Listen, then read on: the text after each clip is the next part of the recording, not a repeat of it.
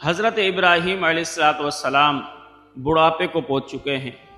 90 سال کی عمر ہو چکی ہے۔ حضرت ابراہیم کے پاس سب کچھ ہے، مال و دولت بھی ہے، مویشی بھی ہیں، گھر کے اندر ہر چیز ہے، لیکن کمی ہے تو بس اولاد کی کمی ہے۔ حضرت ابراہیم علیہ السلام کے سر کے بال جب سفید ہو گئے، داڑھی مبارک کے بال بھی سفید ہو گئے،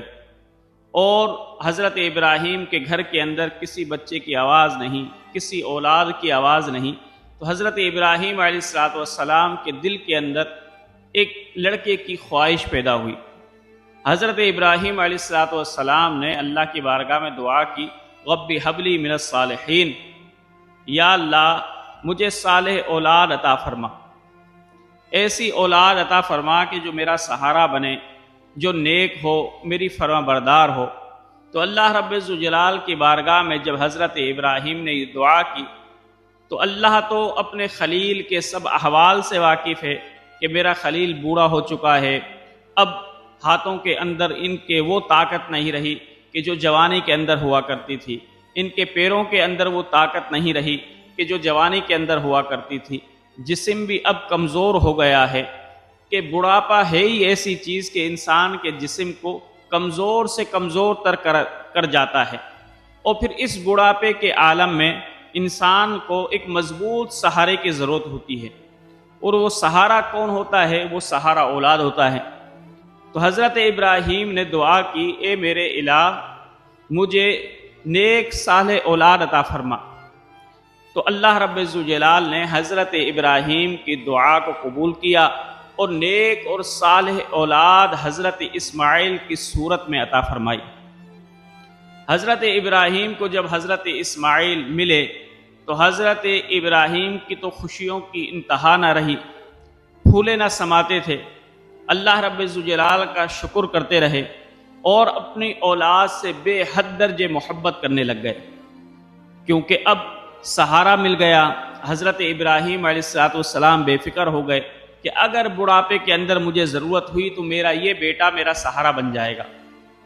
لیکن قربان جائیں اللہ کے فیصلوں پر، اللہ رب الجلال نے جب صالح بیٹا عطا فرما دیا تو حضرت ابراہیم علیہ السلام کو حکم دیا، اے ابراہیم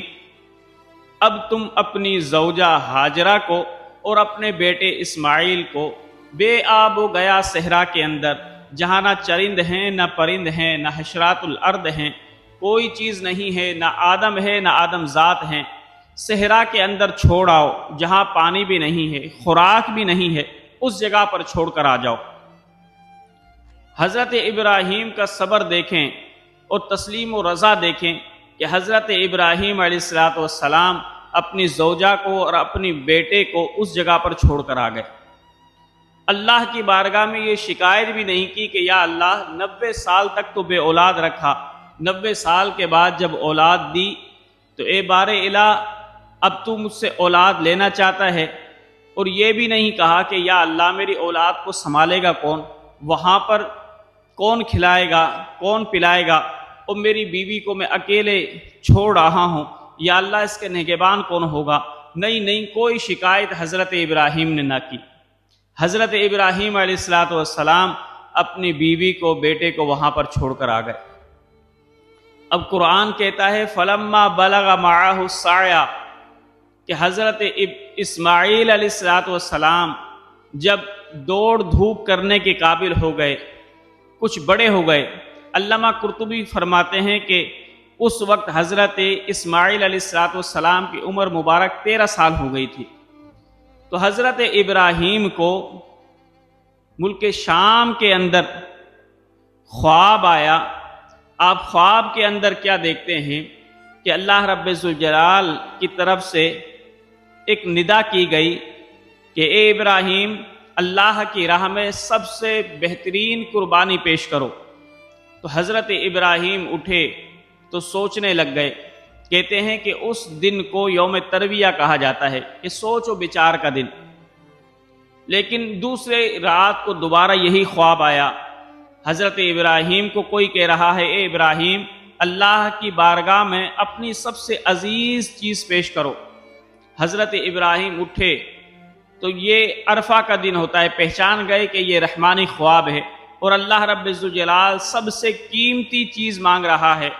اب حضرت ابراہیم کہنے لگے سب سے قیمتی چیز کیا ہے؟ سب سے قیمتی تو مجھے دنیا کے اندر اپنی اولاد محبوب ہے، چلو اب میں اپنی اولاد کو اللہ کی راہ میں قربان کرتا ہوں۔ حضرت ابراہیم پھر وہاں سے چلے، مکہ آئے اور اپنی زوجہ حضرت ہاجرہ کو کہا کہ اے ہاجرہ، اپنے بیٹے کو ذرا تیار تو کر دو، نہلا دو، دہلا دو، اچھے کپڑے پہنا دو، آنکھوں کے اندر سرما لگا دو، سر کے بالوں کے اندر تیل لگا دو، میں اس کو کہیں دعوت میں لے کر جا رہا ہوں۔ ماں تو بڑی خوش ہوتی ہے کہ والد اپنی اولاد کو اپنے ساتھ لے جائے۔ حضرت ہاجرہ نے جلدی جلدی اپنے بیٹے کو، اپنے لال کو، اپنی آنکھوں کے تارے کو تیار کیا اور حضرت ابراہیم علیہ السلام کے ہاتھوں میں حضرت اسماعیل کا ہاتھ دے دیا۔ حضرت اسماعیل علیہ السلام کا ہاتھ پکڑ کر جب حضرت ابراہیم جانے لگے تو حضرت عبداللہ ابن عباس فرماتے ہیں کہ جب شیطان نے یہ عالم دیکھا کہ حضرت ابراہیم اپنی اولاد کو اللہ کی راہ میں قربان کرنے کے لیے لے جا رہے ہیں، تو حضرت ابراہیم علیہ السلام جیسے ہی روانہ ہوئے، شیطان جن بھول گیا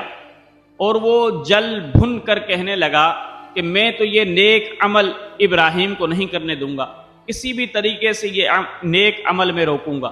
وہ شیطان انسانی شکل کے اندر دوڑتا ہوا حضرت ہاجرہ کے پاس گیا۔ حضرت ہاجرہ سے کہا کہ تم جانتی ہو کہ تمہارے شوہر اپنے بیٹے کو کہاں لے جا رہے ہیں؟ تو حضرت ہاجرہ نے کہا کہ ہاں کسی دعوت کے اندر جا رہے ہیں۔ شیطان کہنے لگا نہیں نہیں، اللہ کی قسم، تمہارے بیٹے کو یہ ابراہیم ذبح کرنے کے لیے لے کر جا رہا ہے۔ تو حضرت ہاجرہ نے کہا توبہ توبہ، کوئی اپنے بیٹے کو بھی ذبح کرتا ہے؟ شیطان کہنے لگا ہاں، ابراہیم کا یہ خیال ہے کہ اس کو اس کے رب نے یہ حکم دیا ہے۔ تو حضرت ہاجرہ نے فرمایا اگر ابراہیم کے رب نے ابراہیم کو حکم دیا ہے تو میں بھی اللہ کے حکم کو قبول کرتی ہوں، اور بھلے میرے بیٹے کو ابراہیم اللہ کی راہ میں قربان کر دے۔ تو شیطان یہاں سے خائب و خاسر ہوا، حضرت اسماعیل علیہ السلام کے پاس آیا، حضرت اسماعیل کو بھی ورگلایا، لیکن حضرت اسماعیل نے بھی کہا کہ میں اپنے والد کی اطاعت کرتا رہوں گا، اور اگر اللہ کا یہ حکم ہے کہ مجھے قربان کیا جائے تو پھر میں قربان ہونے کے لیے بھی تیار ہوں۔ حضرت ابراہیم علیہ السلام کے پاس پھر وہ شیطان آیا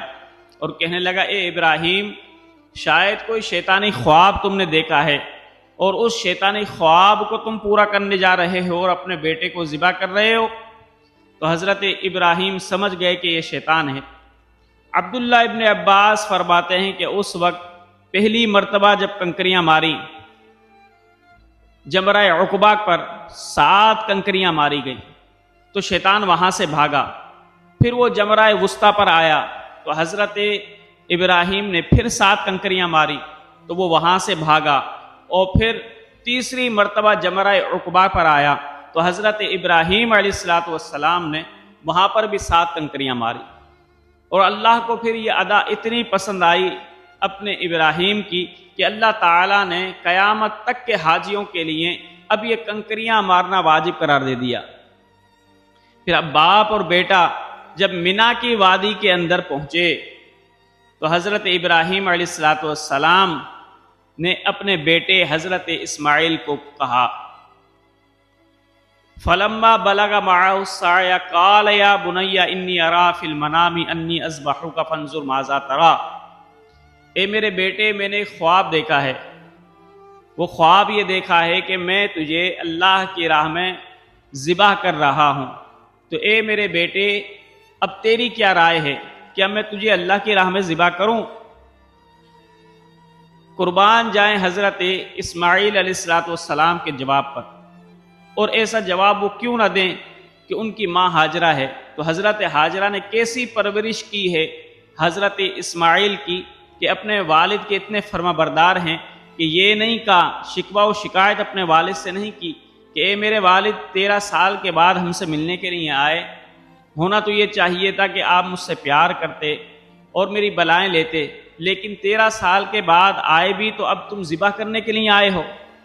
یہ شکایت نہیں کی، کیونکہ حضرت ہاجرہ نے حضرت اسماعیل کی پرورش ہی ایسی کی تھی کہ والد کا فرما بردار رہے، اللہ رب الجلال کا فرما بردار رہے۔ حضرت اسماعیل کو بھی معلوم تھا کہ میرے والد اللہ کے نبی ہیں، اللہ کے حکم کے بغیر کوئی عمل نہیں کرتے، تو جو حضرت ابراہیم نے خواب دیکھا ہے یہ بھی وہی ہے اور یہ بھی اللہ کا حکم ہی ہے۔ تو حضرت اسماعیل نے کوئی شکوہ و شکایت اپنے والد سے نہ کی، کہا کہ ستجدونی انشاء اللہ من الصابرین،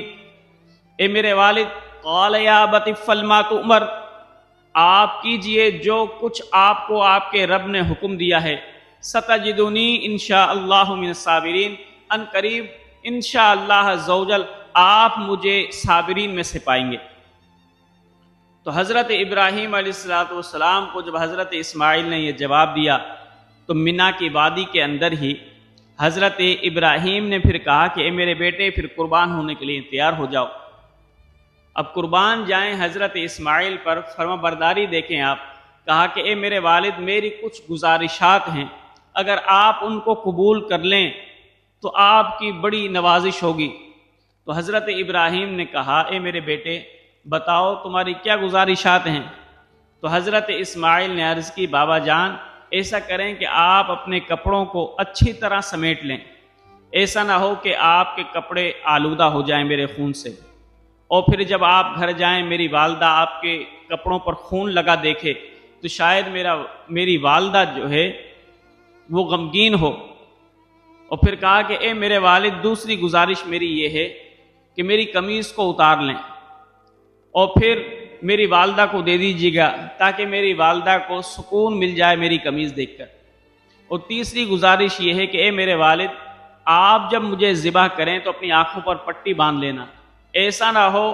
کہ آپ آنکھیں کھول کر مجھے ذبح کریں تو آپ کی ولدیت، آپ کا والد ہونا، شفیق ہونا، یہ آڑے آ جائے ذبح ہونے کے۔ تو اے میرے والد، اگر آپ آنکھ پر پٹی باندھ لو گے تو آپ اللہ کے حکم کو پورا کر جاؤ گے، اور پھر اے میرے والد مجھے چہرے کے بل لٹانا، ایسا نہ ہو کہ ذبح کے وقت اگر آپ نے میرے چہرے کو دیکھ لیا تو شاید آپ کے دل کے اندر رحم آ جائے اور آپ ذبح نہ کر سکیں اور یوں اللہ کا حکم پورا نہ ہو۔ ایک تو حضرت ابراہیم ہے جو اللہ کے حکم کو پورا کرنے کے لیے اپنے جان کے ٹکڑے کو اللہ کی راہ میں پیش کر رہے ہیں، لیکن قربان جائیں اسماعیل علیہ السلام پر کہ حضرت اسماعیل بھی کتنے فرما بردار ہیں اور اللہ کے کتنے اطاعت گزار ہیں کہ حضرت اسماعیل بھی اللہ کی راہ میں اپنی جان دینے کو شوق سے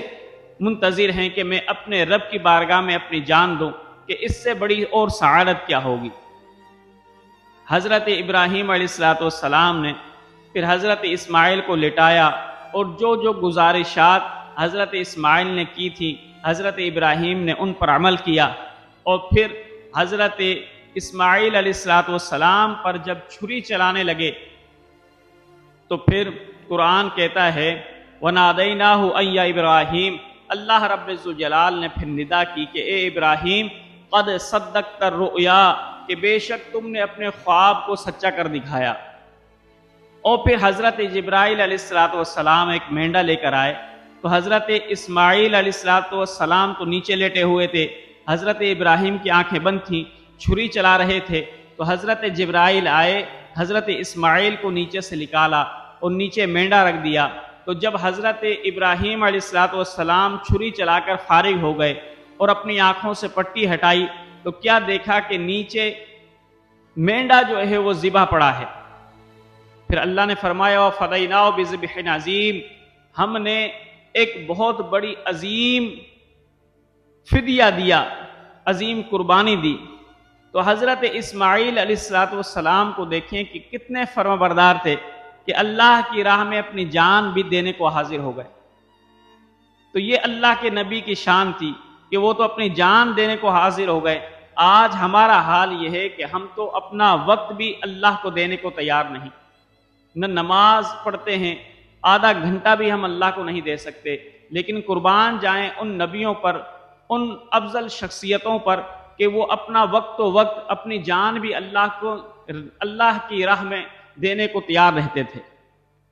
پھر کیوں نہ اللہ رب الجلال قیامت تک ان کے نام کا ڈنکا بجائے.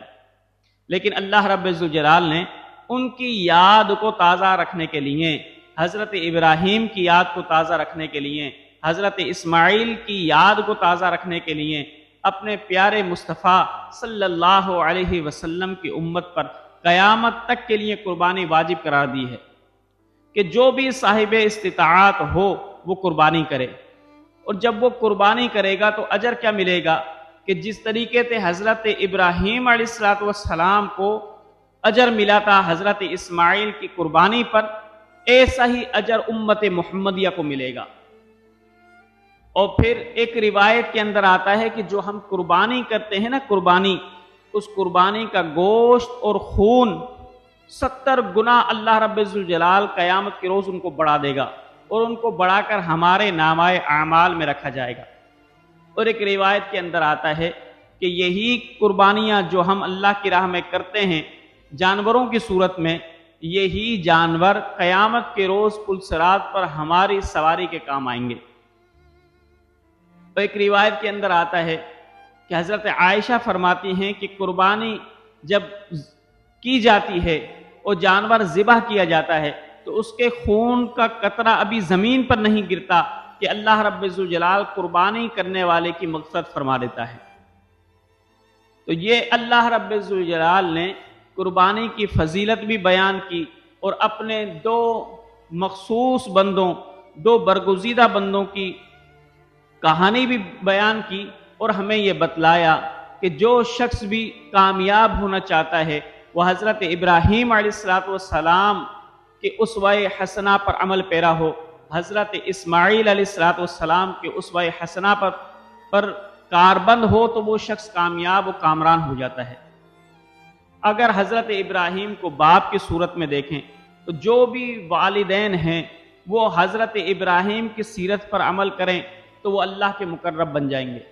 اور جو بھی اولاد ہے وہ حضرت اسماعیل کی